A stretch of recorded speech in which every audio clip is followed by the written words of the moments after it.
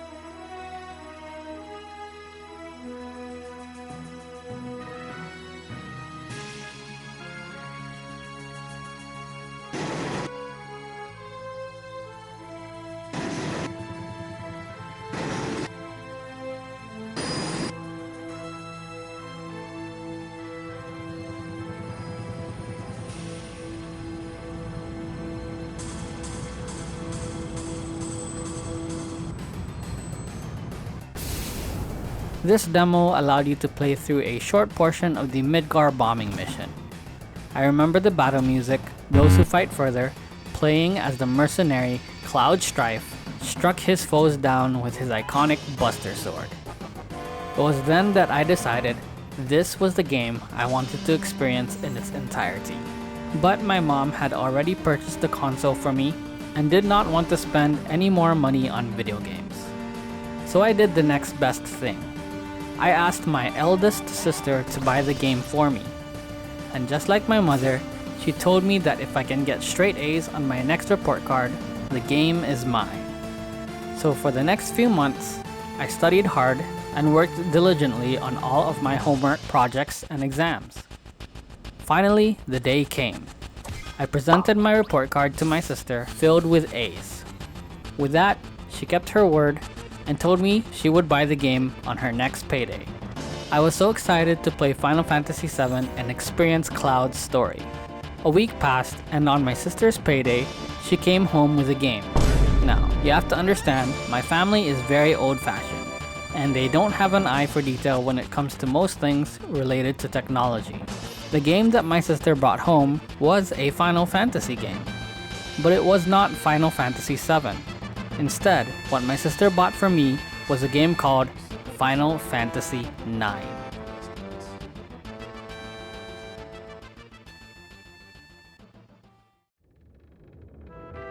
You can imagine Kid Me's disappointment when my sister came home with the wrong game. Who are these characters? Why do they look so weird? That's not Cloud. Why does this character have a tail? I told her she got me the wrong game. She apologized and told me to just enjoy the game in front of me right now. Naturally, I was upset about it at first, since this was not the game I had worked so hard for. Eventually, I got over it and decided to give Final Fantasy IX a chance. And boy, I was not expecting the incredible world of Gaia and its cast of characters to win me over the way that it did. But let's press the pause button on that story for now. We'll get back to it later. Hello everyone, my name is Haku and welcome to my channel, where we play games for fun just like it should be. Today we are going to talk about why Final Fantasy IX is my favorite game of all time. FF9 is when I truly considered myself to be a gamer. Just to clarify, this is not going to be a review or a retrospective of the game. There are many videos out there that do that very well from other YouTubers who are way more analytical than I ever could be. And honestly speaking, I do not trust myself at this point in time to do a deep dive into this game which I hold in such high regard. I do not believe that I will be able to do it the justice that it so rightfully deserves. My video is a personal one, detailing what Final Fantasy IX, its story and its characters mean to me, how it has shaped my childhood and influenced me to this very day. One last side note, I will be pronouncing Zidane's name as Zidane instead of Zidane, as that's how I pronounced his name growing up. Let's get started.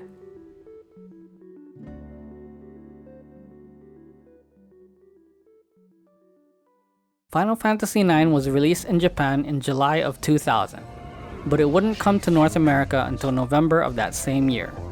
As mentioned earlier, I got my copy a couple of months later in February of 2001. A lot of people will say that its release was a bit of an awkward one, as it was released at the end of the PlayStation 1 lifecycle, and that the PlayStation 2 was already out. Final Fantasy X was already announced as well.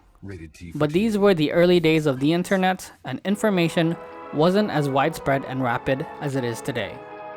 So for me, having just received my PS1 and the game, it didn't feel like an awkward release to me. It fit in well with my life cycle, so to speak, and I didn't even know about Final Fantasy X's existence as well. I would also go on to get my own PS2 and play FF10 a few years later. Being the game that was released after Final Fantasy VII and Final Fantasy VIII, Final Fantasy IX had huge shoes to fill. FF9 decided to return to its roots and pay homage to the first 5 games in the series. Where 6, 7, and 8 were more futuristic in nature and had a blend of fantasy, real life, and technology, Hironobu Sakaguchi, the father of Final Fantasy, wanted 9 to return to its roots in a medieval high fantasy setting, with monsters, dragons, knights, magic, and airships, with breathtaking and fantastical scenery. Being the title that was released right after the 2 critically acclaimed and widely loved Final Fantasy VII and VIII, 9 was seen as the odd one out. Many new Final Fantasy fans at the time had played 7 or 8 as their first Final Fantasy, so seeing 9 was jarring to them. It was written off to be a children's game due to its appearance, art style, and character designs.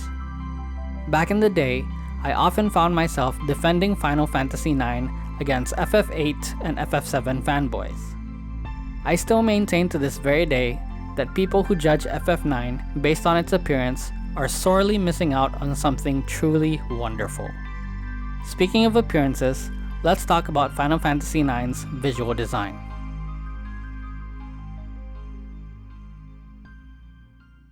Final Fantasy IX had several designers. One of them was the legendary Yoshitaka Amano, who had been designing characters for Final Fantasy since the series' inception, designing much of the cast of FF9. Another one is Hideo Minaba, who is the art director and character designer for this game.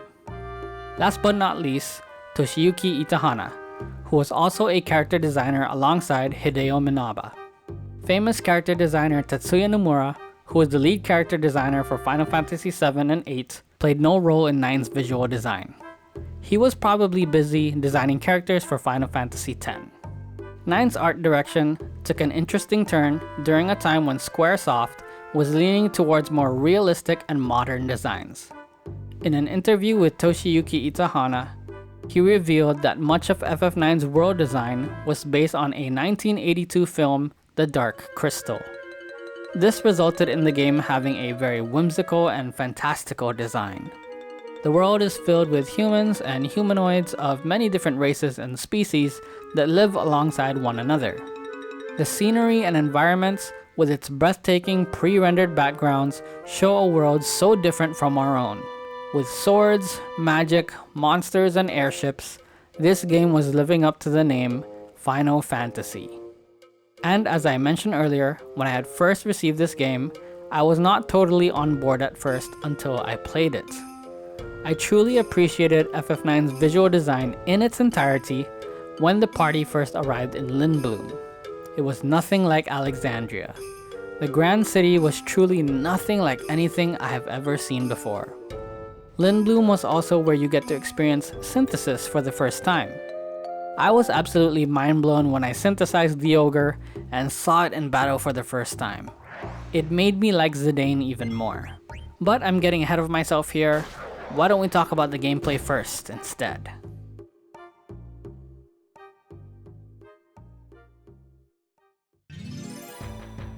As with every mainline Final Fantasy title before it, FF9 is a turn-based JRPG game that utilizes the ATB system, short for Active Time Battle. Each character has an ATB gauge. When this gauge fills up, you can choose to execute a command. You can attack, use a skill, cast magic, or use items. The ATB can be set to active or wait. Setting it to active will allow the ATB gauges of other party members to continuously fill as you are selecting your commands. This means that enemies will also be able to attack you while you are making your decisions. Setting it to wait will effectively stop the ATB gauges from filling for both party members and enemies as you are selecting your commands. This will give you all the time you need to strategize and make the right decisions in battle.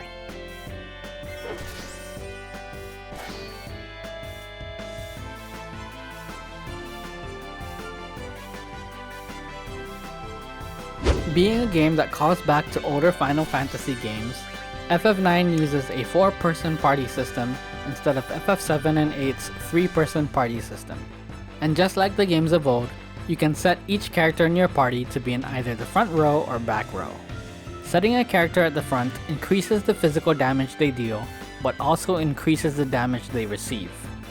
Setting a character at the back does the opposite, reducing the physical damage dealt and received. Because of this, it's recommended to set your physical damage dealers at the front and your mages at the back, since magical damage dealt will not be affected regardless of the role a character is set in. The game does have a job system, but each job is locked to a character and cannot be changed. Zidane is a thief, Garnet is a summoner and white mage, Vivi is a black mage, Steiner is a knight, Freya is a dragoon, Quina is a blue mage, Eiko is also a summoner and white mage, and Amarant is a monk. Though you can't change jobs for each character, in the case of Final Fantasy IX, which is very story focused, it works in its favor, giving each character a unique role, feel, and identity. Leveling up in this game is your standard affair. You gain experience points to level up by fighting monsters. Unfortunately, boss fights in this game give 0 experience points. They do, however, give out large amounts of AP, or ability points. AP is needed to permanently learn abilities. You can learn new abilities by equipping weapons and equipment. Upon equipping them, the ability can be used immediately, but if unequipped before gaining the required amount of AP, the ability disappears. You can speed up the process of learning abilities by equipping gear with the same ability in tandem with AP up, a support ability. On that topic, you have active abilities and support abilities. Active abilities allow you to perform actions in battle, while support abilities give you passive buffs and resistances. Equipping support abilities require the use of magic stones. You can gain more magic stones to equip more support abilities by simply just leveling up. When it comes to weapons and equipment, FF9 is my favorite, followed by FF7. Each character uses weapons and gear unique to their job class. Zidane uses daggers and thief swords. Garnet uses rods and rackets. Vivi uses staves. Steiner uses swords. Freya uses spears. Quina uses forks. Eiko uses flutes and rackets. And Amarant uses claws and gauntlets. Characters may share gear, like Steiner and Freya being able to equip chainmail, Vivi and Garnet being able to equip magician robe, or Zidane and Amarant being able to equip brave suit. FF9 has so many weapons and equipment, and so many different ways to obtain them. From weapon shops, to minigame rewards, to hidden treasure chests, to stealing them from boss fights, and of course, synthesis. You can get some of the strongest weapons through synthesis. Synthesizing weapons and equipment is when you take two pieces of gear and synthesize them to make one stronger piece of gear. Take my example earlier with Zidane's thief sword, the Ogre, which requires two mage mashers for synthesis. Synthesis has always been an enjoyable experience, especially when you get to see the weapon in battle.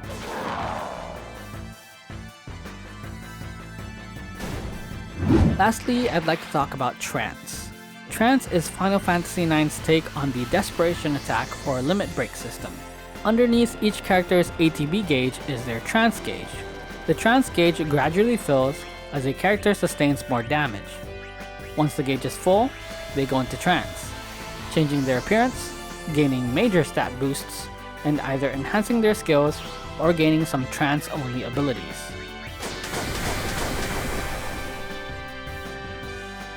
With Final Fantasy IX being my first FF game, I saw much of the combat and mechanics of gameplay to be incredible, or rather, nearly flawless. This was because I had no point of comparison. The only thing I did not like when I first played the game was how long it would take to learn some abilities. Take Auto Life, for example, which could require anywhere between 70 to 165 AP to permanently learn, depending on the character. And of course, on my very first playthrough ever, or even my second one, I wouldn't know all the tips, tricks, and shortcuts to make that process easier. But now, after playing so many Final Fantasy games and looking back on FF9, I now have a broader perspective of things that 9 could have done better. Let's start with Trance.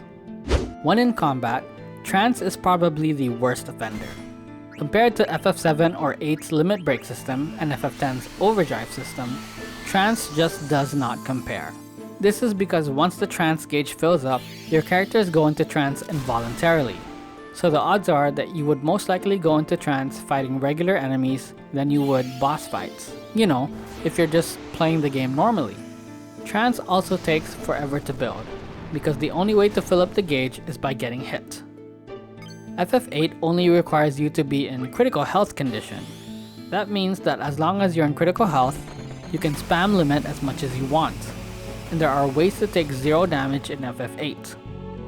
FF10's Overdrive system is the most refined, in my opinion. By setting your Overdrive mode, you can choose multiple ways for your Overdrive gauge to fill. There are even passive abilities like Triple Overdrive that help fill the gauge near instantly.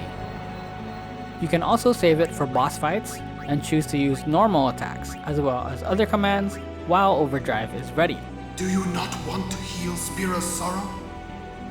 Let death carry you off into peaceful slumber. You can't run from your fate. The amount of power Trance grants is incredible, but it's held back by its limitations. I understand that this is due to the story as trance is induced by a surge of emotion, so it makes sense story-wise, but I think that it could have been implemented differently gameplay-wise. I already mentioned how much I love the weapons and equipment in this game, even if none of them have become iconic like Cloud's Buster Sword, Squall's Revolver, and Titus's Brotherhood.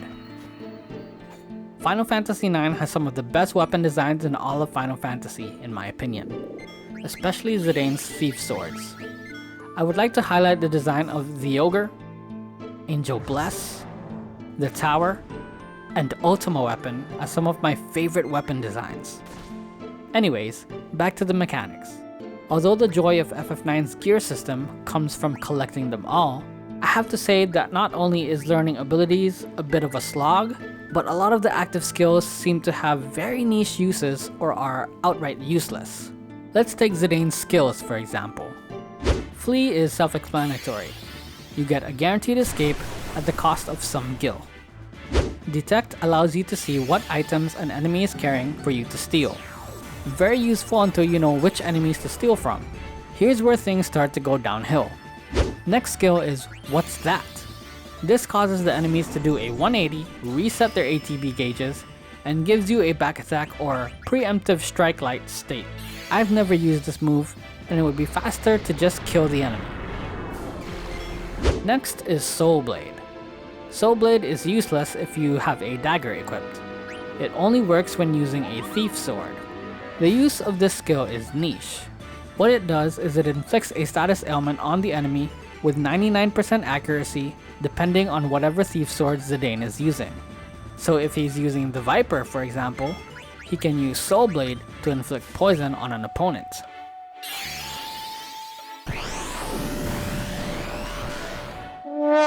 I don't know if Soul Blade's existence is the reason why the add status support ability does not work when Zidane is using a thief sword. If you were to ask me, I would prefer to just remove Soul Blade altogether and just have add status work as it normally would with thief swords. Next is Annoy. Annoy inflicts the trouble status effect on an enemy with 50% accuracy. Again, the use of the skill is niche, as it will only be useful when fighting multiple enemies at a time, and just like pulling for Soldier Zero Anbi in Zenless Zone Zero, you have to win the 50-50.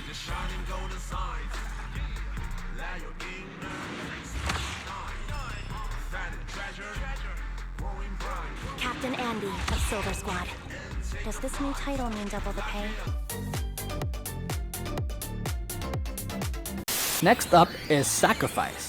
No, not that sacrifice. If Zidane has at least 32 MP, he can reduce his HP and MP to 0 to fully restore all party members that are not KO'd. A bit more useful than the rest of his skills. Its use is once again very niche. You may find yourself in a bind against a boss with all party members at critical health. Maybe Garnet or Eiko is down to 0 MP. Then Sacrifice will probably be useful here. Then you can use a Phoenix Down or Life to revive Zidane. There are not very many instances where this move will be useful.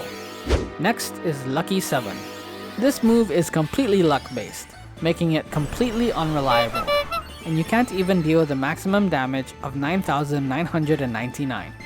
How it works is if Zidane's HP ends in a number 7, you can use Lucky 7 to deal either 7, 77, 777, or 7,777 damage to one enemy. If your HP does not end in 7, then the damage you deal is 1. Just attack. It's not worth it. His final skill, Thievery, is Zidane's strongest, most useful, and best move, if you've been doing a lot of stealing. And how much damage it deals depends on your speed and number of successful steals.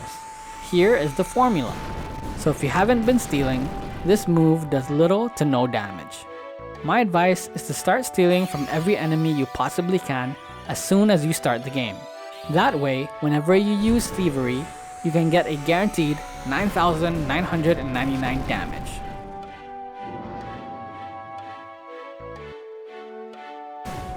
And that's just Zidane's skills. There are other skills like Freya's 6 Dragons or any of Steiner's break skills where you have a 50% chance to miss. Another thing that this game does not do well is the vague wording used for describing skills. While some moves don't need much explanation, moves like Soul Blade or Thievery could use a lot more detail on their mechanics. If you haven't been stealing a lot and you use Thievery for the first time, you're probably never going to use that move ever again. And let's not forget some of the worst offenders, like Freya's 6 dragons. Lastly, FF9's battle system has a reputation for being too slow. I personally, to this very day, am not of this opinion. Even after playing other Final Fantasy games and experiencing how fast they are in comparison to 9, I feel like the pace of combat in 9 is not too slow, but not too fast either. I feel like it is just right. It could be my bias towards the game, but it's how I honestly feel.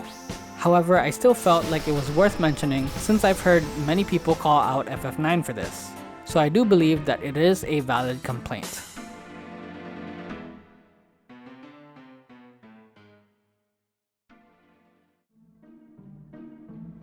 The next thing I want to talk about is FF9's minigames and sidequests. As with all JRPGs of its time, FF9 has an abundance of them. There's no shortage of things to do here. 9 is home to some of the most memorable sidequests, incredible treasures, exciting secrets, and punishing minigames. Some of those punishing minigames include the jump rope minigame, in which you simply just have to press the X button to jump at the right time. You will receive rewards for jumping a certain number of times without fail. 20 times gets you 10 gil, 50 times a Cactuar card, 100 times a Genji card, 200 and 300 times gets you an Alexandra card and Tiger Racket card, respectively. Lastly, 1000 times gets you the King of the Jump Rope key item. This is the hardest minigame in FF9 in my opinion. The highest I've done is 100 times without fail. There are other punishing minigames like Hippol's Foot Race and the Nero Brothers Shuffling minigame. When playing on modern platforms, there are achievements tied to beating these minigames, making it a daunting task for completionists. But let's talk about some of the more humane side content. My favorite FF side quest of all time is Chocobo Hot Cold. The entire package, not just the treasure hunting part in the world map, but the chocograph digging part as well. The minigame involves digging for items within a set time limit. The main item you want to find here are chocographs. Chocographs reveal the location of hidden treasure across the world map. Some of these treasures contain some of the most powerful weapons and equipment in the game. The minigame itself is a game of RNG and patience. Admittedly, the first time you do it, it starts off slow, as Choco is still in his base form. A few of the chocograph contain locations where Choco can gain new abilities and is reflected in a color change. Once you upgrade Choco to a Reef Chocobo, which is light blue, Choco will be able to traverse beaches and reefs. Red is the Mountain Chocobo, allowing Choco to scale mountains. Dark blue is the Sea or Ocean Chocobo, allowing Choco to cross oceans. Lastly, gold is the Sky Chocobo, which allows Choco to soar across the sky. The minigame starts to feel faster and easier once you get the Reef Chocobo. A lot of players have expressed how much they dislike this minigame. I, on the other hand, enjoy it very much, especially when I think about other Chocobo minigames like FF10's nightmarish Catcher Chocobo.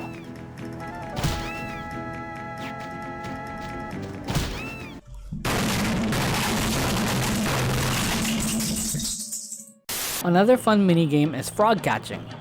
Once you recruit Quina into your party, you can start playing this minigame. It's simple. You just have to catch all of the frogs by pressing the X button when you get near one. It's one of the more straightforward and easier ones. Sometimes, when running in place while mashing the X button, the frog will just leap into your hands. You can catch frogs in Q's Marsh. There are 4 Q's Marshes across the world map. Whenever you catch all frogs in a single marsh, it will take some time for the frogs to repopulate. While waiting, you should advance the story, do other side quests, or catch frogs at a different marsh. You will earn rewards by catching anywhere between 2 to 99 frogs. Catching 99 frogs will earn you a challenging super boss fight against Quail.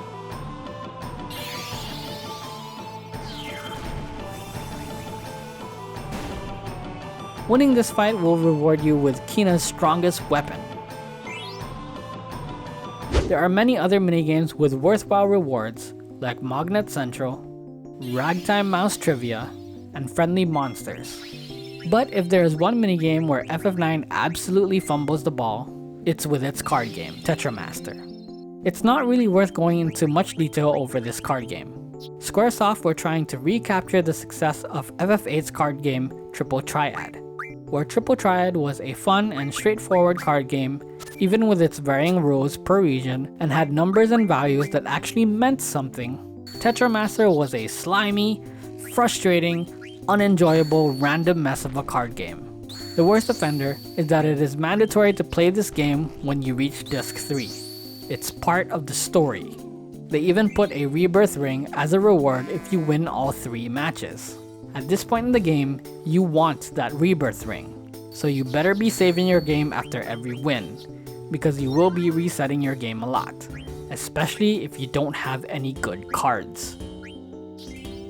The most enjoyable part of FF9's side content is hunting down ultimate weapons and fighting hidden super bosses.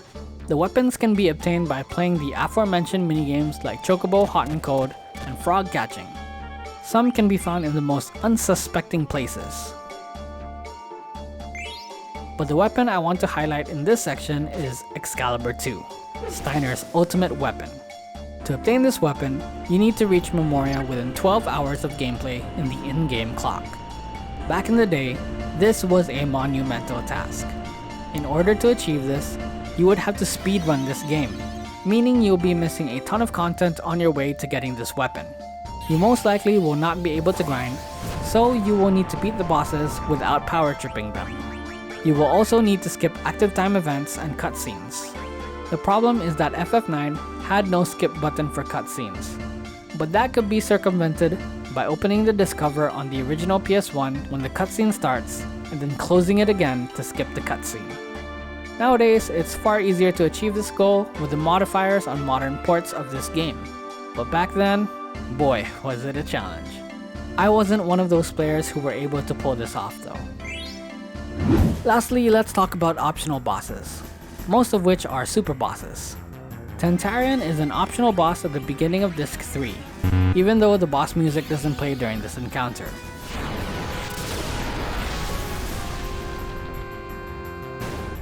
But the more memorable optional bosses here are the super bosses in Quail, Hades, and Ozma. Let's talk about the latter. Gaining access to the Ozma boss fight requires the Sky Chocobo for access to Chocobo's Air Garden, where Ozma can be found. Ozma can then be fought as soon as the Air Garden has been unlocked. However, you will not be able to use the attack command on Ozma without having first completed the Friendly Monsters side quest. Additionally, the completion of the Friendly Monsters side quest is required to make Ozma vulnerable to the Shadow element. Otherwise, Ozma will instead be able to absorb Shadow element damage, meaning it will be able to heal itself every time it uses Doomsday. Even then, Ozma still poses a grave threat. It has the unique trait of being able to change its behavior depending on your party setup. If you're immune to status effects and are absorbing elemental damage, then Ozma will not cast any spells or abilities that deal status effects or elemental damage. This increases the chances of Ozma casting a modified version of Meteor. While it looks the same as the party's Meteor spell, Ozma's version never misses. And due to Meteor's capability to do extreme damage at random and ignore defense, you could instantly see a game over screen if you are unlucky enough. Ozma also has a modified ATB gauge. When Ozma's ATB gauge is filling, any actions you take instantly fills the bosses, allowing it to have multiple turns in one go. Ozma is also able to counter by casting Berserk on a party member or Kiraga on itself. Since the game's release, there are now multiple ways to defeat Ozma.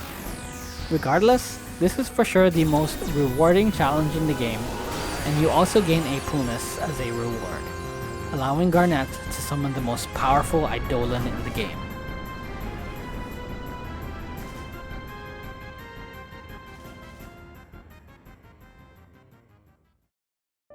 FF9's music holds a very special place in my heart.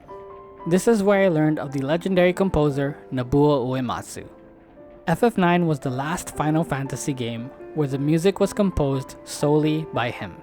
This is also my favorite OST in all of Final Fantasy, and I feel vindicated in saying that, as Uematsu himself has said that this score is his favorite among all his projects. The game was developed in Hawaii, and Uematsu was stationed there as well. He mentioned in an interview that staying in Hawaii had an endless summer feel, which made it challenging to write the music for the game. He was then given a break and went to Europe. There, in countries like Germany, he took inspiration from old castles and European architecture to compose music for the game, which is rooted in a medieval high fantasy setting. This game also solidified Emiko Shiratori as one of my all-time favorite Japanese singers. When I completed the game for the first time and this song started playing, I was captivated. It brought me to tears and inspired me to pick up an instrument and learn music.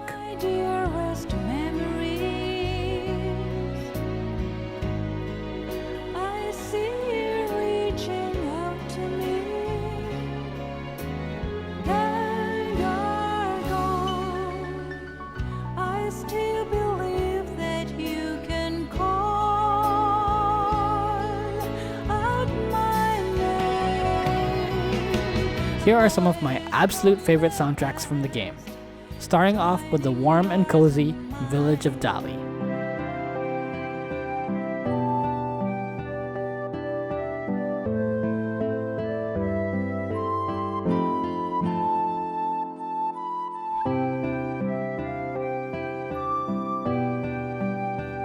The equally warm and cozy soundtrack of South Gate, a rendition of Melodies of Life.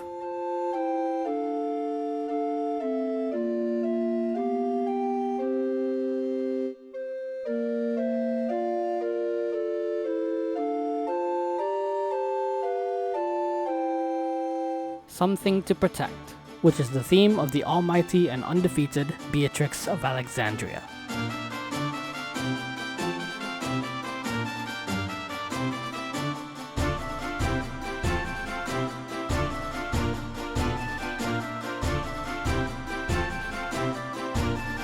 The adventurous track Aboard the Hildegard.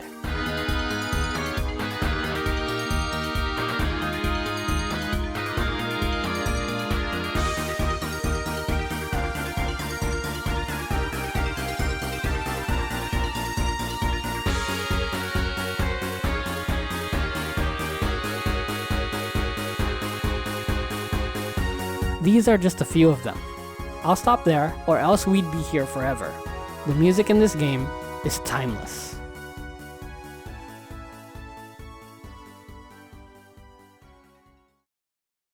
Let's talk about the cast of FF9, starting off of course with none other than the protagonist himself, Zidane Tribal. As I mentioned in the intro of this video, I was not too impressed with the characters of this game just by looking at the box art. However, my opinion on Zidane changed very quickly, as I started to like him as soon as the theater ship crash-landed into Evil Forest. Zidane is a thief who works for the Tantalus Theater Troupe alongside his adoptive family. He is confident, laid back, outgoing, and flirtatious. Too flirtatious at times. But he is also talented, capable, reliable, and is always looking out for others. Zidane, despite his young age, also demonstrates incredible leadership abilities. He is shown to have sound judgment, empathy for those in need, and is decisive and quick-witted in his decision-making skills, earning the trust and respect of those around him, as the rest of the cast look to him for guidance. Zidane is selfless in his actions, reflected in his quote titled Virtue, in which he says, "You don't need a reason to help people." He's not perfect though. Zidane keeps his troubles and worries to himself. He harbors his insecurities and is perpetually searching for a place to call home. Zidane longs to find his birthplace, a desire that has caused him to leave Tantalus a few times in search of his origins, where the only clue is a bright blue light. Later in the game, we will eventually find Zidane's birthplace on the planet of Terra. This will also explain why he's the only one on the planet of Gaia with a human-like appearance and a prehensile monkey-like tail. Zidane is my favorite character in this game, my favorite Final Fantasy protagonist, and my favorite character of all time.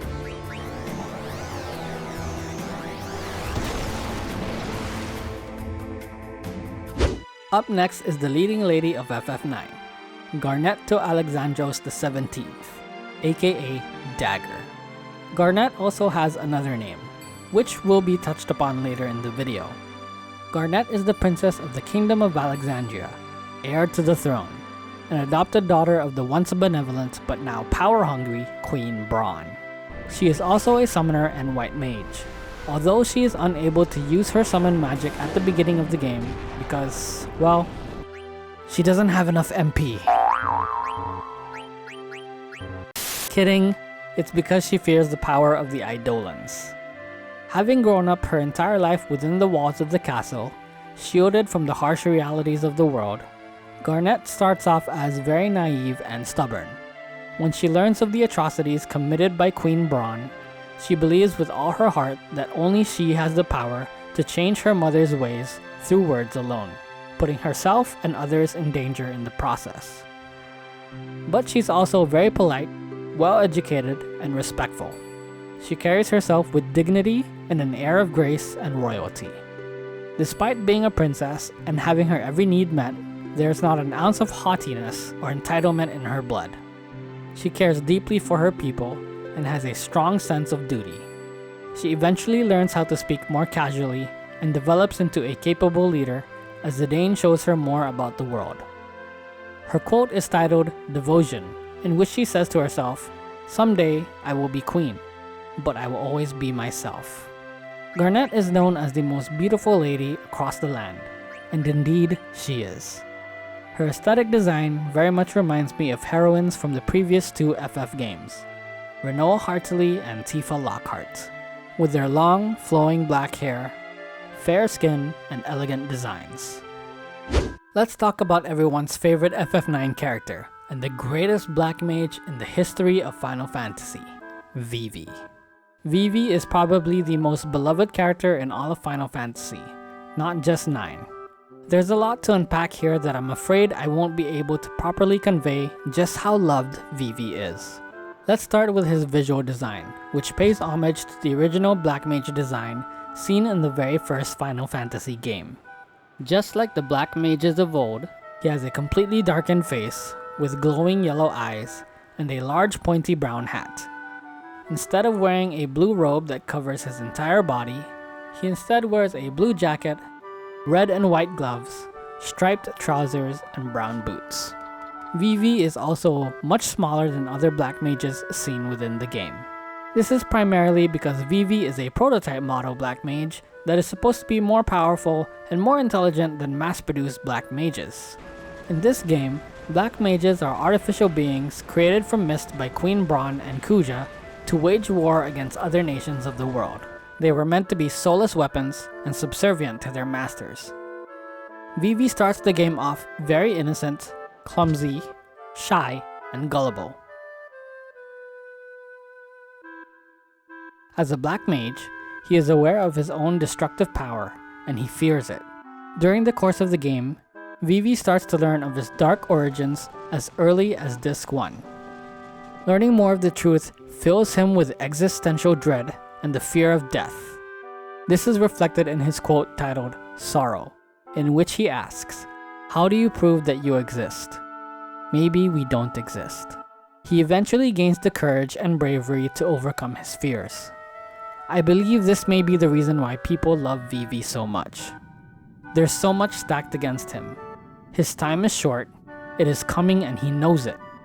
Yet he finds the determination to press onwards, always choosing to do what is right.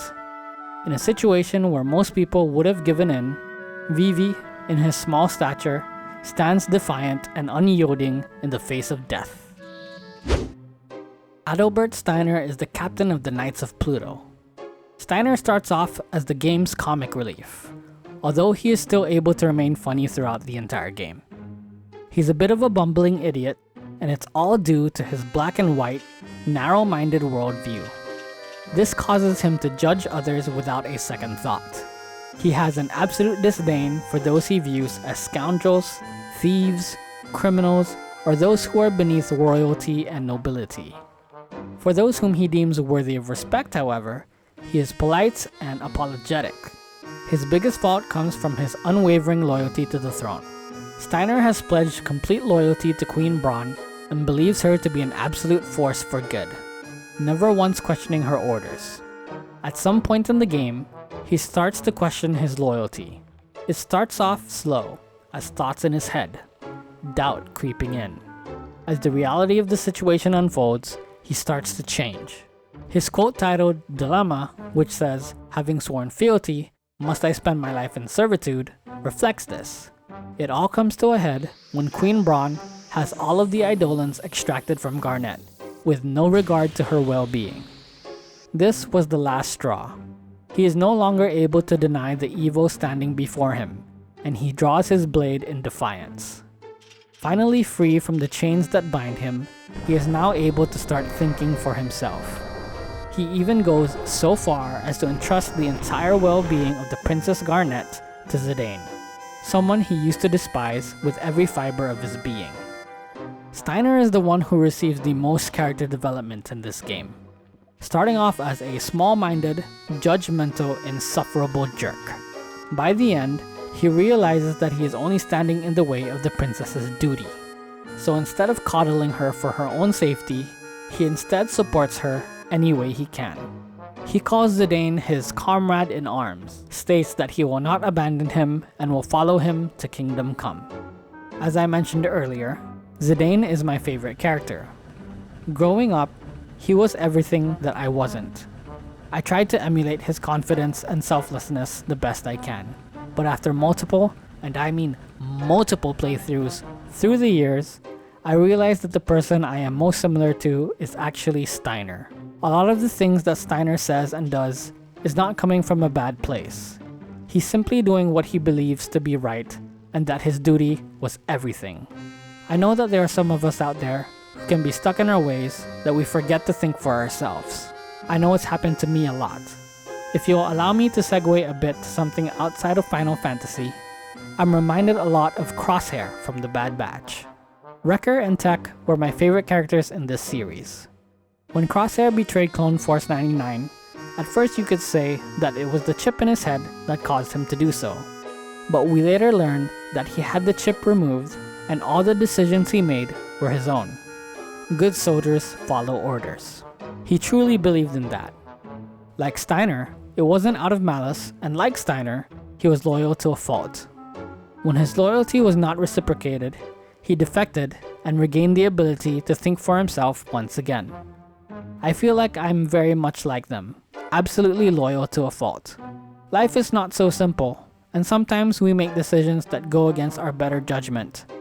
Eventually, Crosshair reconciles with Clone Force 99 and would go on to live a full life with his brothers. Steiner too would reconcile with Zidane and Tantalus and live a full life with General Beatrix. On to the first travesty in terms of character development in FF9, Freya Crescent. Another fan favorite. Freya starts off extremely strong, but completely falls off a cliff during the middle of the game.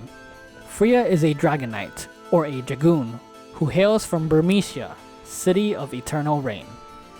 We first meet Freya in a pub in the grand city of Lindblum, and it is revealed that she is Zidane's old friend.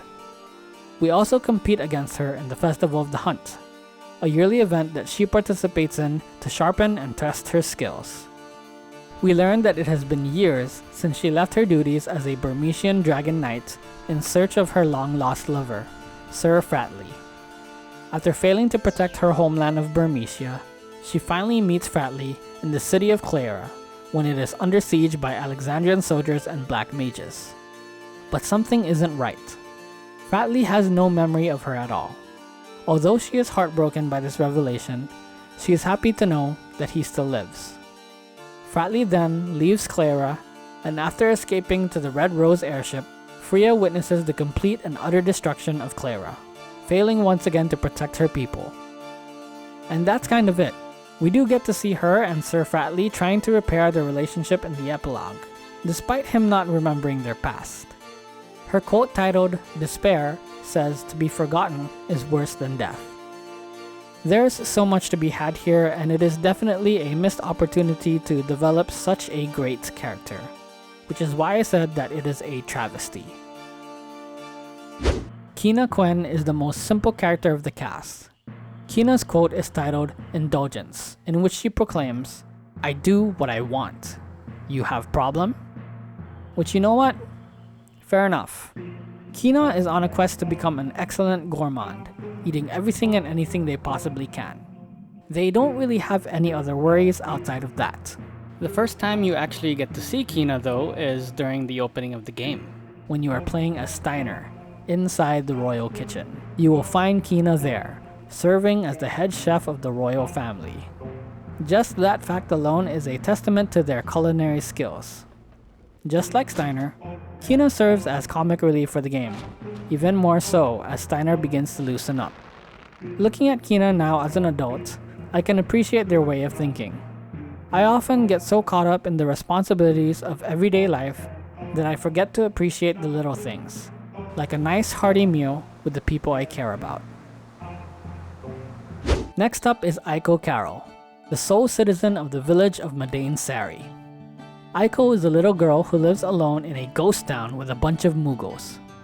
The reason for this is because the Summoner tribe, her people, were wiped out during a terrible storm one fateful night. The same storm that Garnet and her biological mother escaped from all those years ago. In order to survive, she often steals food and supplies from Conde Petit, much to their dismay.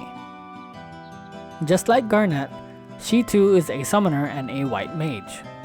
This should be a given since she was born as a summoner and is from the summoner village. She becomes infatuated with Zidane upon their first meeting. Despite the instructions from her late father telling her not to leave the village until she turns 16, she decides to leave with Zidane and company at the young age of 6. I can understand why. She's been living alone for a very long time and has finally made some friends. Her quote titled Solitude simply says, "I don't want to be alone anymore." And on Zidane's side, I can see why they took her with them. Not only is she a capable summoner and mage, she's also just a kid. And they can't very well leave her all by her lonesome for the next 10 years. Eiko's role as a summoner is also integral to the story of FF9. Without her, Bahamut would have razed Alexandria to the ground. But together with Garnet, they were able to summon the legendary Holy Guardian, Alexander. She is also subjected to the same inhumane ritual that was used on Garnet for Eidolon extraction.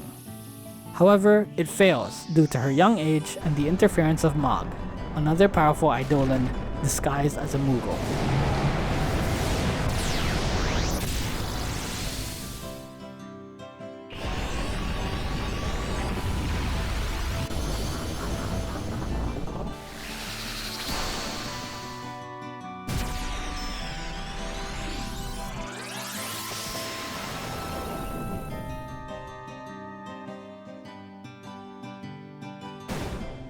By the end of the game, she becomes the adopted daughter of Sid and Hilda, making her the heir to the throne of Lindblum, further strengthening the ties of the Kingdom of Alexandria and Lindblum.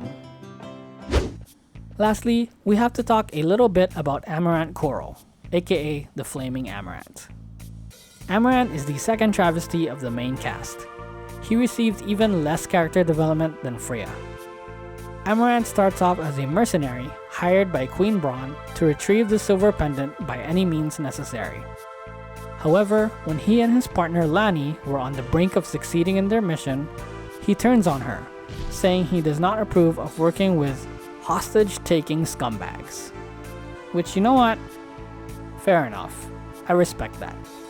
He then turns on Zidane and asks him for a one-on-one fight, to which Zidane gladly accepts. Amarant loses and hands over the pendant as promised. Feeling disgraced, he asks Zidane to kill him, to which Zidane refuses. He finds it confusing, but leaves, returns the next day, and joins the party in order to find out what makes Zidane so strong. Later, we find out that this wasn't his first meeting with Zidane. We learned that when he was working as a bodyguard in Trano, he was looking for trouble one night, and Zidane was in the area doing Zidane things. Amarant picked a fight with him, but before the first punch can be thrown, some guards show up and Zidane frames him for the theft. He became a wanted man since. Funniest part is that Zidane doesn't even remember him. That's gotta sting. Amarant also mentions that his earliest memory is of a face of a guy that he had to fight. You see what I mean? This is just not believable. I guess they just didn't have much time to flesh out his story. Even his quote, arrogance is kind of vague. The only dependable thing about the future is uncertainty. The only time I found him to be a bit impressive was during his speech before fighting Malaris.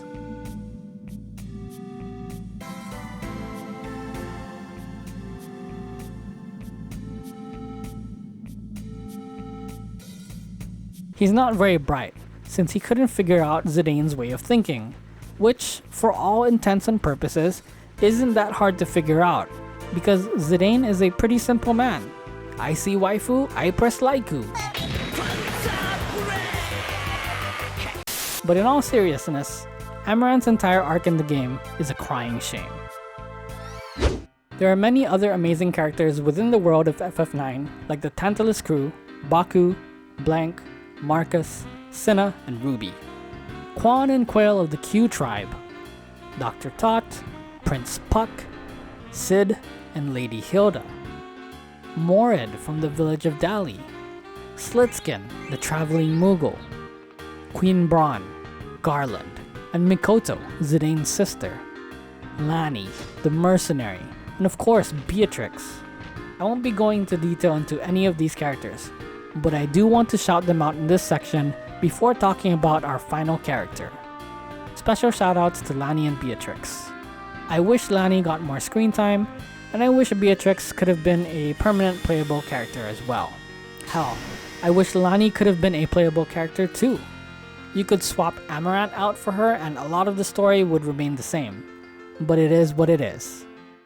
The final character I want to talk about is none other than the main antagonist of Final Fantasy IX, Kuja. Before we continue, I have to say that I thought Kuja was a girl when I first saw him, especially after the first Kuja CGI cutscene.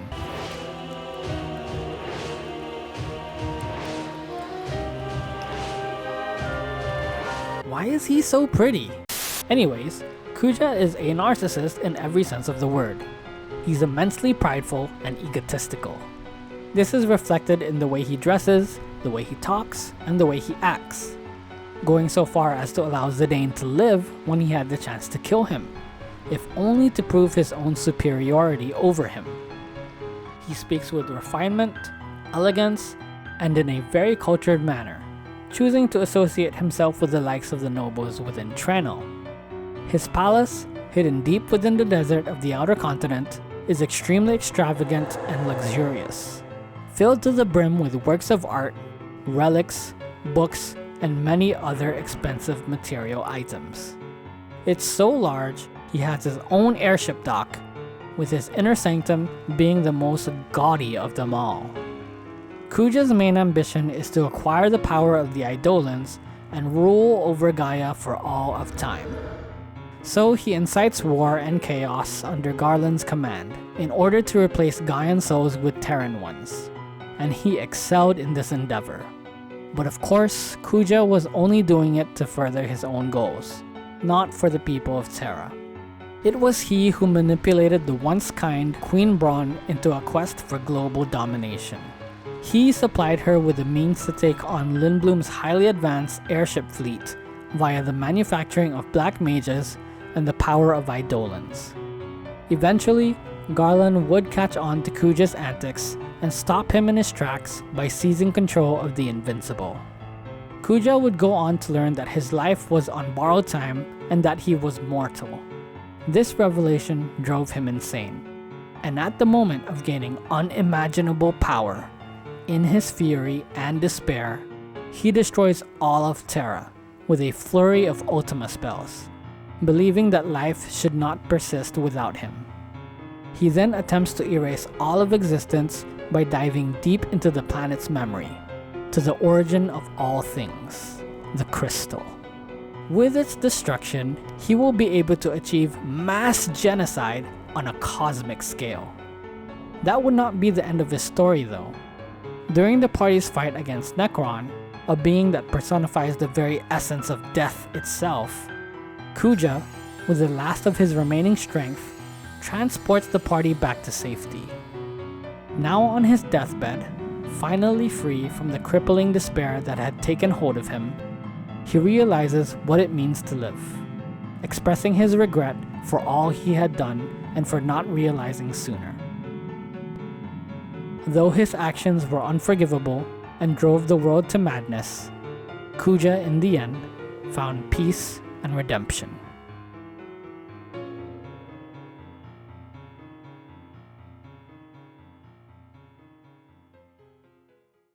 FF9's story touches upon many themes. At first glance, it seems whimsical, lighthearted, and fairy tale-like. And it is. But the harder you look, the more you realize that some of the themes in this game are not only quite mature, but somewhat horrifying.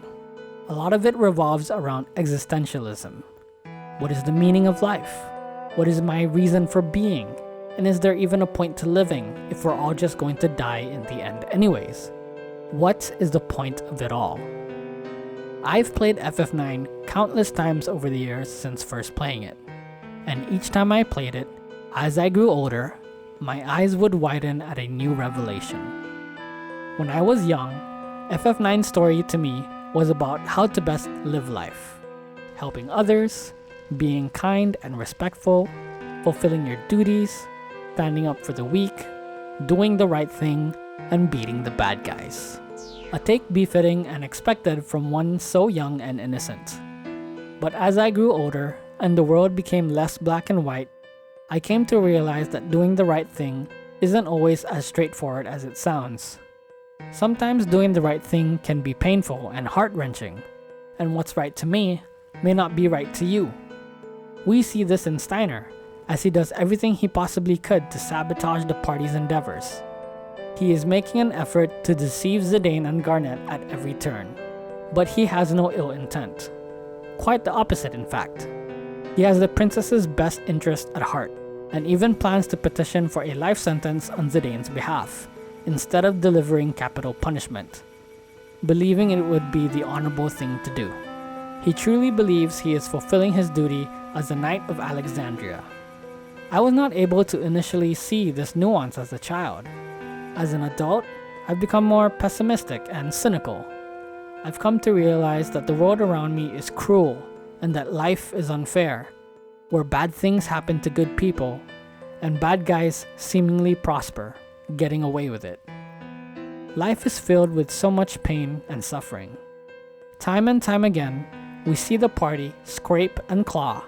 We see them suffer irreversible losses, losing loved ones, and sometimes even themselves. Yet they continue on. Final Fantasy IX is very much about purpose and meaning as well.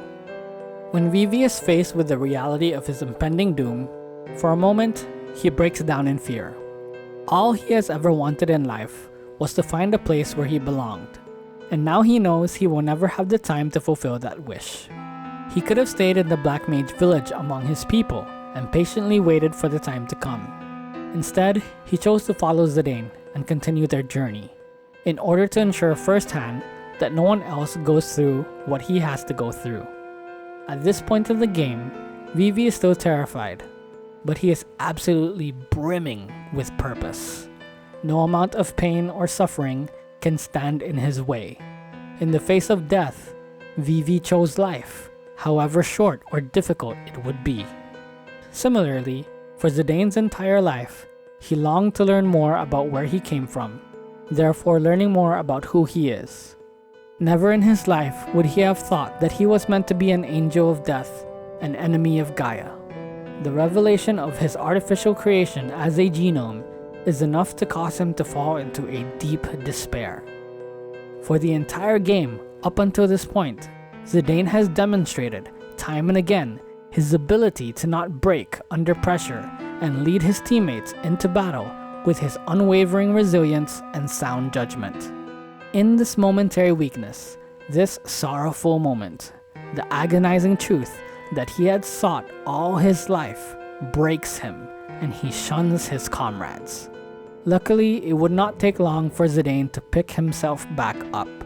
as the words of love and encouragement from his companions renews his purpose.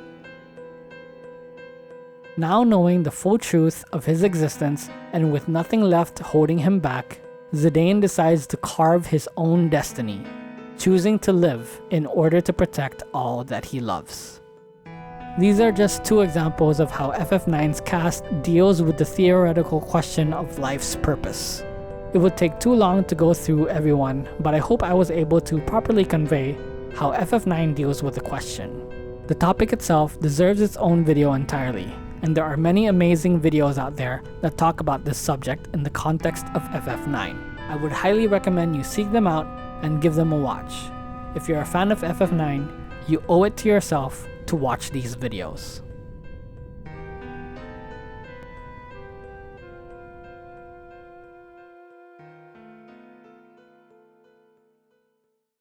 As of today, there are a multitude of ways to play FF9. There's the original FF9 on the PlayStation 1. This version can also be played on the PlayStation 2 with it being fully backwards compatible. The original can also be played on a PlayStation Portable, PlayStation Vita, and PlayStation 3 as a PS1 Classic download on the PlayStation Store. FF9 is now also available on Android and iOS, though this version is a little different from the previous ones mentioned. A PS4, Xbox One, and Nintendo Switch version of FF9 is also an option based on the mobile port. Lastly, we have the PC version and my preferred way to play FF9 these days. This PC version is also based off of the mobile port of FF9, which does come with its drawbacks. For a more detailed look at these versions, I highly suggest watching this video from Austin SV comparing all of them. As I mentioned before, I've played FF9 countless times over the years. Obviously, the very first time I played it was on the PS1. When I got my PS2, I played the game a couple of times there too. The PSP I managed to get my hands on was the PSP 2000, and I remember the absolute joy of being able to play FF9, 8, and 7 on the go. It was amazing. I played them again when I got my PSP Go, and then once again on my PlayStation Vita. I had never played FF9 on Android, iOS, PS3, PS4, or Xbox One. I did, however, play the Nintendo Switch version, which was my first experience of the mobile port. Last but not least is the PC version on Steam. I believe this is the best way to play FF9. The Steam version of FF9 is based off of the mobile port, and it came with all of the mobile port's problems. First off, let me just say that I really appreciate the in-game boosters provided by the port alone. No encounters and high-speed mode came in clutch when tackling time-consuming side quests like Chocobo Hot and Cold. Being able to skip cutscenes was an improvement too, especially for those trying to obtain Excalibur II. But the boosters I appreciated the most was Mastered Abilities and Max Gil. Hear me out, I've played FF9 so many times. 95% of my playthroughs were on the original PSX version, played across multiple compatible platforms. Countless hours of grinding levels and ability points over and over and over and over again. Now, as an adult with a full-time job, bills to pay, other hobbies, and many other commitments, I no longer have the time or luxury to grind hours away the way I once used to. That's why I think that these boosters are godsent, especially mastered abilities. Now I can experience the nostalgia of FF9 without the stress of having to worry about mastering abilities and still have time left over to work on other things. However, I never used max magic stone levels as I thought that that was a bit overkill too. But that's not even the main reason why I choose to play on PC. Without going into too much detail, some of the problems with this mobile port includes the gigantic UI during battles, the ugly typeface, and the horrendous looking backgrounds contrasting with the high quality polygon models. But this is on PC. We have the benefits of using mods. In fact, you've been watching modded PC footage since the beginning of this video. This is the Moguri and Memoria mod. These mods allow you to have extremely detailed, high quality backgrounds, some with full 16:9 aspect ratio support. You can tweak the UI, tweak the menus, tweak the icons, change the typeface, and so on. You'll also have the ability to tweak your settings even further. Right now, I'm playing FF9 at 1440p and at 120 frames per second. However, YouTube only supports 60 FPS footage, but regardless, the footage you're looking at should be incredibly smooth. You'll also have options for cheats if the in-game boosters are not enough for you. Under Advanced, you'll have even more options, including analog support. Lastly, under mods, you can install even more mods that enhance the experience. Everything from quality of life, to UI elements, to mods that completely change the gameplay experience. You can even mod Triple Triad into the game, replacing Tetra Master. If you haven't played FF9 yet, this is absolutely the way to go.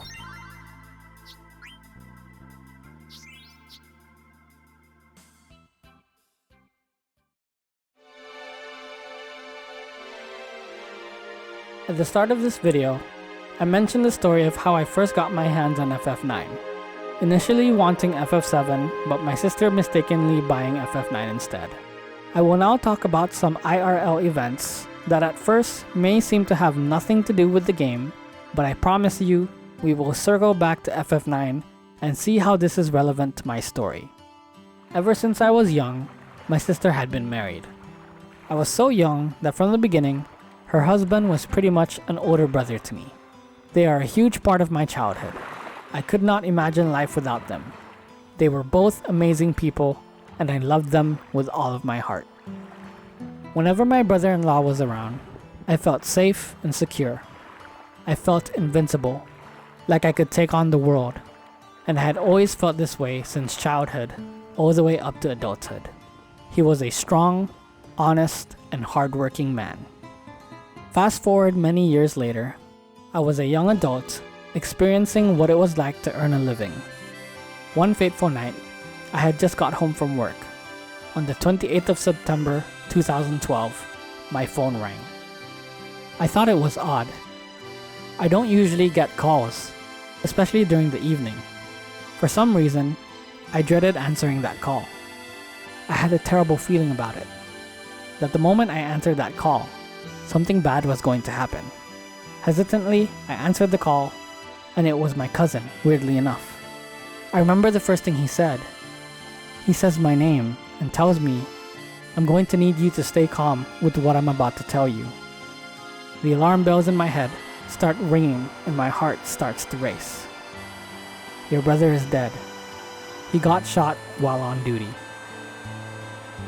I immediately dropped to my knees and cried out in agony. But before I could let it all out, my cousin yelled at me to get it together and to make my way to my sister's house immediately. So for the moment, I composed myself, prepared myself to leave, and made the agonizing 3-hour commute to her house, thoughts racing in my head the entire time. When I arrive, I see my sister sitting in the corner, tears in her eyes. She tells me that my brother-in-law had been shot accidentally, that the killer had been targeting someone else, and that he was just collateral damage. A fury like no other raged inside me as I cried out at the top of my lungs, "I'm going to kill him." My sister hugged me with tears in her eyes and asked me to stop, saying that nothing I do can bring her husband back and not to taint my soul with a stain of revenge.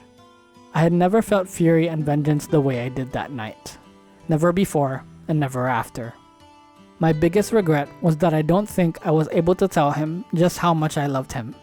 Each time I tried to dig through my memories, I can't for the life of me find a single moment in time where I stopped to tell him, with words alone, how much I loved and appreciated him. I just assumed that he would always be there. I felt invincible in his presence because whenever I saw him, I saw a man who was invincible. I can only hope that through our time together, that maybe, somehow, he knew. He left behind a wife and a daughter. Their daughter was 5 when he passed. This brings us to my sister.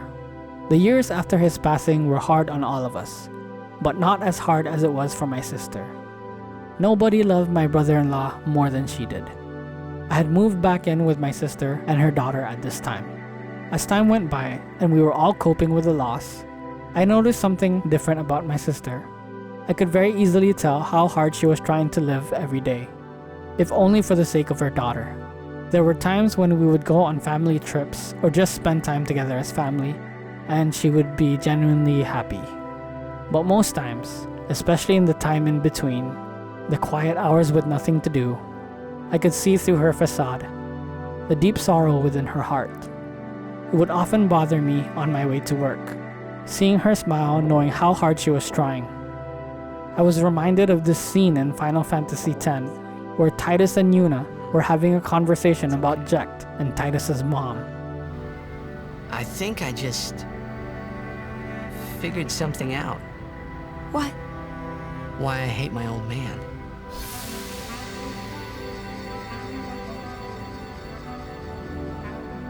See, so I told him what I thought of him right there. What, really? Course. I suppose, but... Mommy! Just a sec, dear. Whenever my old man was around, my mother wouldn't even look at me. Maybe that's when I started to resent him, even hate him. When he left us, Mom just lost her energy.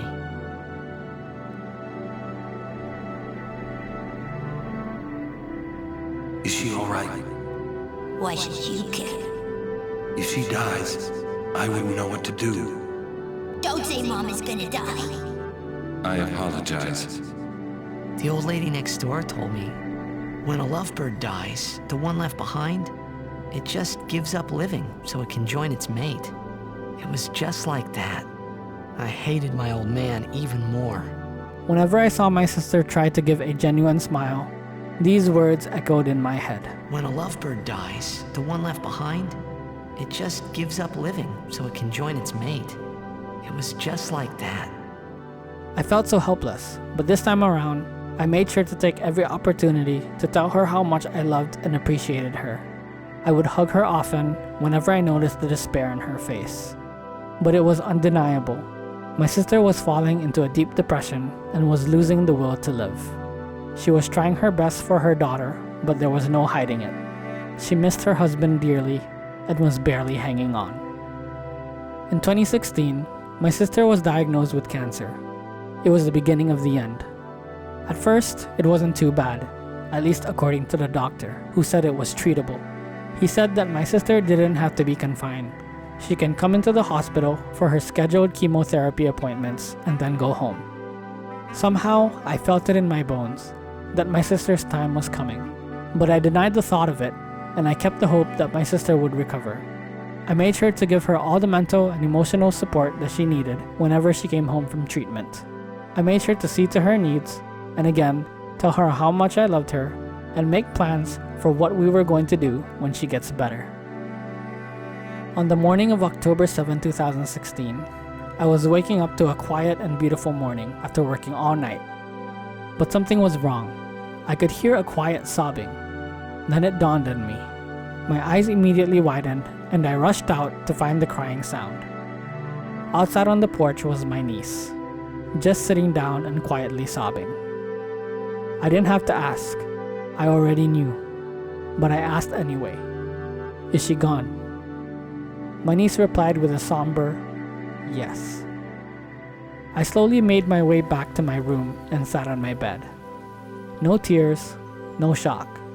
Perhaps because I had been bracing myself for this moment for the past 4 years. The only thing that bothered me was that I was not there during my sister's final moments. I had slept through the entire thing. When I asked my mother why no one woke me up, she told me that my sister wanted me to rest, knowing how late I worked the previous night. It was incredibly frustrating, and I felt a slight tinge of guilt for sleeping so soundly during my sister's suffering. My sister had died not from cancer, but from cardiac respiratory arrest. The cancer was just an underlying cause. I did not shed a single tear the entire time, at least not until the final moment, as she was being lowered into her grave.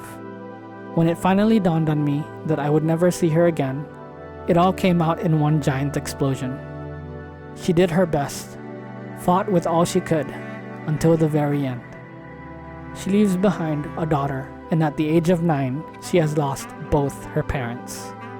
It was then up to my mother and myself to take care of her for the foreseeable future.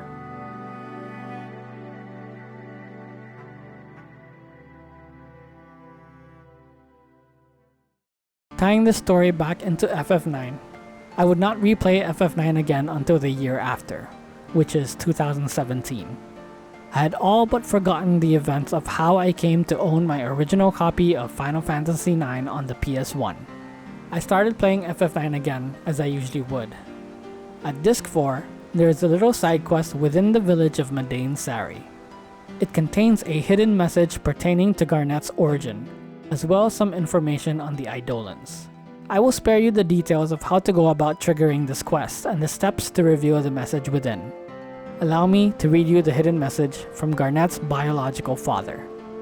I survived the storm. I wonder if you two are okay. I see the two of you smile every time I close my eyes.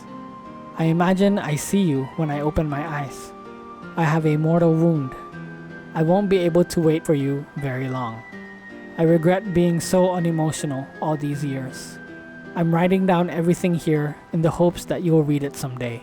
To my dearest wife, Jane, although we fought many times, and I may not have shown my affection enough, I love you very much. To my beloved daughter, Sarah, my life changed when you were born. You made me happy. These are the things I want you to know. The message reveals Garnet's true name, as well as her biological mother's name. Wait a second, I thought. These names. As soon as I realized, all the memories of my sister mistakenly buying FF9 for me came flooding in. A sea of memories. My sister's face as she handed the game to me. My disappointment. The words that were said all those years ago. All because of the names, Sarah and Jane. Sarah Jane was my sister's name. I started crying, believing that somehow it was all meant to be. My sister was always meant to buy FF9 for me, and FF9 was always meant to be my first Final Fantasy experience. While it can be written off as nothing more than mere coincidence, given how common the name Sarah Jane is, I still choose to believe otherwise. And because of that, the game has more meaning to me now than it ever has before.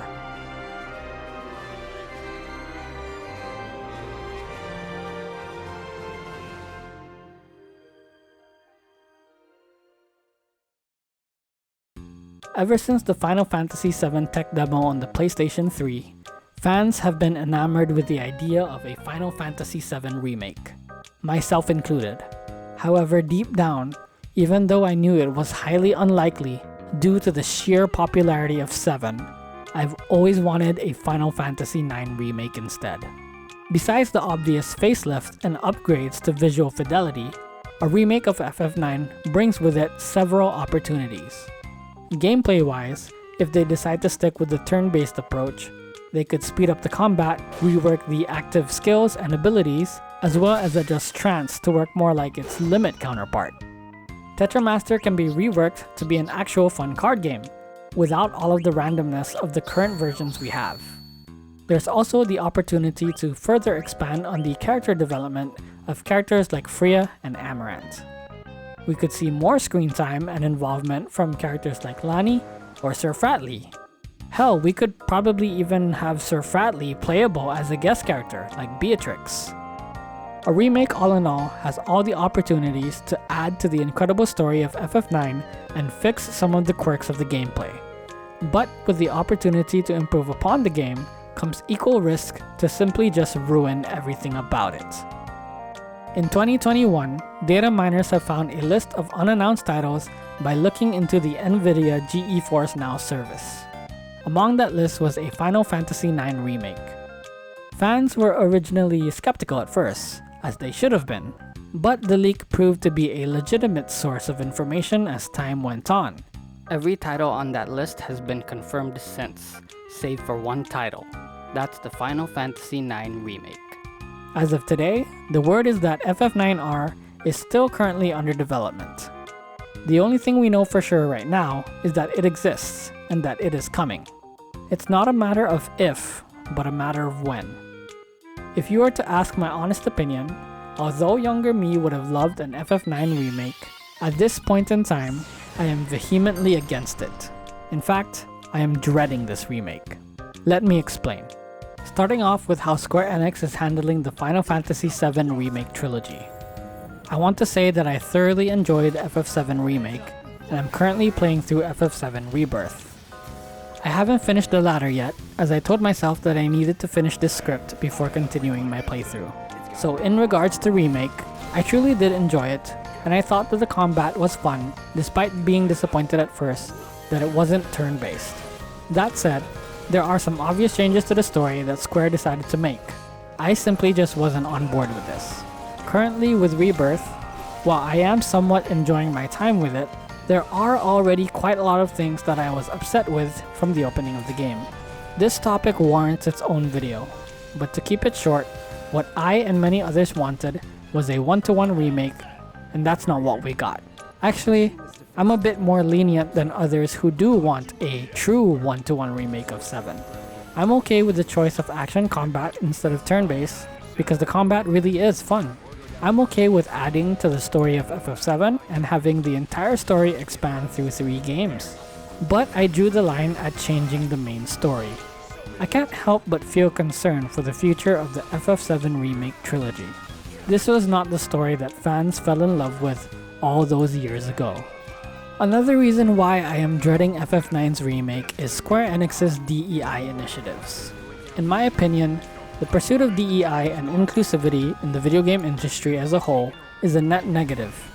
You may be able to rake in some easy money real fast, but in the long run, it's going to hurt your brand, the projects you've worked on, and you will lose your fan base. Many devs and publishers are suffering the consequences of the pursuit of DEI, like Ubisoft, BioWare, Sony, and yes, even Square Enix. In the case of Square, they have cut ties with the infamous narrative consulting company Sweet Baby Inc. At the height of SBI's backlash, Square, along with many other gaming companies, distanced themselves from SBI. But Square is stubborn because they still have Sweet Baby Inc. at home, the in-house ethics department. Now, you won't find this department on their website because they have since taken it down. But rest assured, they're still there, censoring games, changing designs, and forcing agendas. Let's not forget the Dragon Quest III HD 2D remake interview with Yuji Horii that Square is still trying to scrub off of the face of the internet. So when I think of the FF9 remake in the context of Square Enix's DEI initiatives, it honestly scares me. FF9 is set in a medieval high fantasy setting. Trying to inject DEI and inclusivity into a setting like that just doesn't make any sense. Look at Dragon Age: The Veilguard. Tash is pounding that snake's nose. She's still holding the ruby in her other hand. Maker's panties. I was so proud. Oh, Ah, shit. They're still holding it. Sorry. What are you doing? Pulling a barb. Oh, okay. A barb? Tradition in the Lords of Fortune from one of our old members, Barv. Good guy, but like most of us, his plans went sideways a lot. Bad blood among your crew's not good for morale, but there's not always time for big drawn-out apologies. So when one of us screws up and we know we've screwed up, we do a quick 10 to put it right. Pulling a Barv. Oh, Tash isn't the first non-binary member of the Lords. Really? It was a little before your time, but Horlicks was one of ours. Huh. Bastard looked better than I did in a dress or pants. And out of them too. Any reason you can't just apologize? Sometimes people say, oops, sorry, and hope that fixes it. But they just want to get the whole thing over with. Trust me, I know. But pulling a barb, you sweat a little. Makes you think about it a little more. Shows the other person you mean it. What if they mean it when they say they're sorry, though? And that's the other reason. Some people mess up and get all dramatic. They make it about them. Oh, you know, I didn't mean it right. I'd never do that on purpose. They feel so bad about it that it's on everyone else to smooth it over and make them feel better. Oh, okay. Yes, some people might do that. Pulling a barv puts it on the person who screwed up. They made the mess, they fix it, done.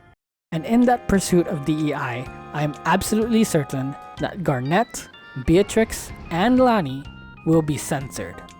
Whether that censorship comes in the form of a totally new design or more skin being covered up, it's not going to be faithful to the original.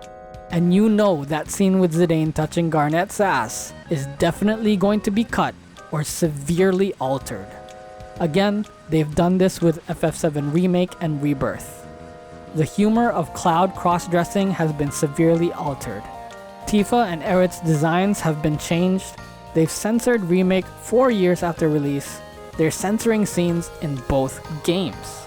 And the icing on the cake in all of this is that Square themselves don't believe in their own message. If they did, they wouldn't be hiding their ethics department or turning off comment sections on their woke posts. They aspire to be the champions of DEI, but they will never engage in conversation or healthy debate with the opposition. If they want to be their champion, don't be their half champion.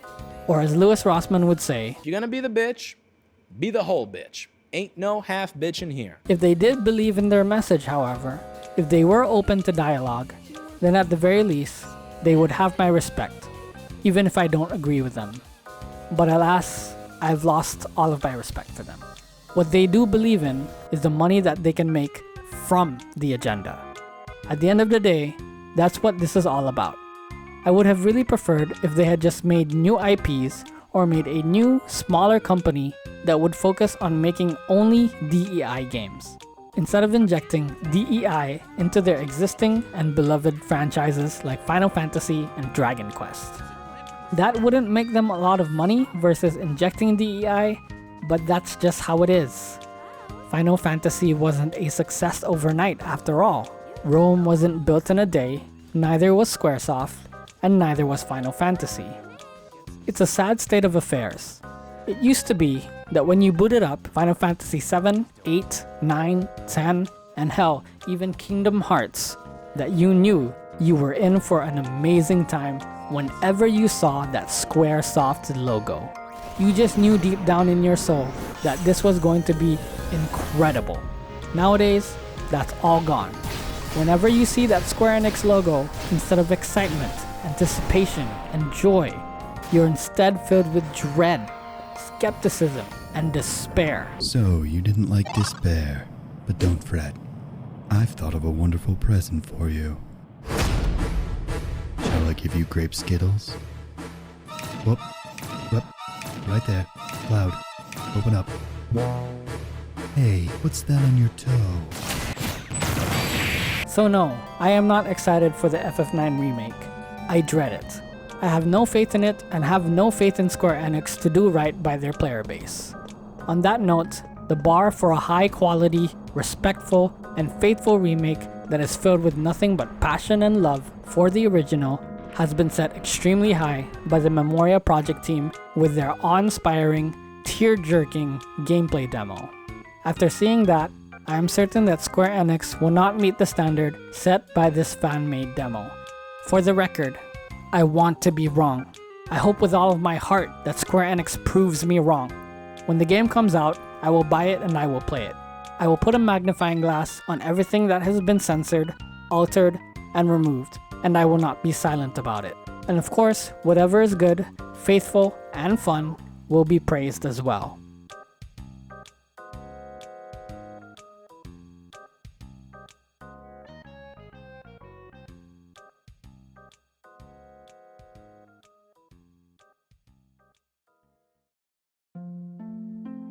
With all of that said, I still intend to play FF9 as it exists right now for as long as I live.